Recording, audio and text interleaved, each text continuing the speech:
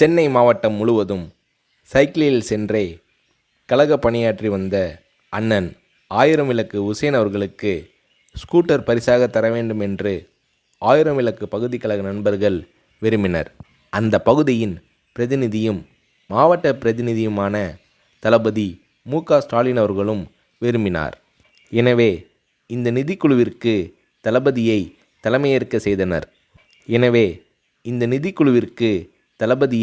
தலைமையேற்க செய்தனர்.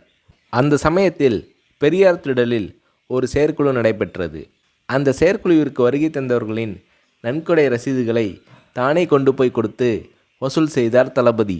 இப்படி பல்வேறு கழக நண்பர்களிடம் வசூல் செய்து ஆயிரம் விளக்கு பகுதி கழகத்தின் சார்பில் தலைவர் கலைஞர் அவர்களிடம் நிதி வழங்கப்பட்டது.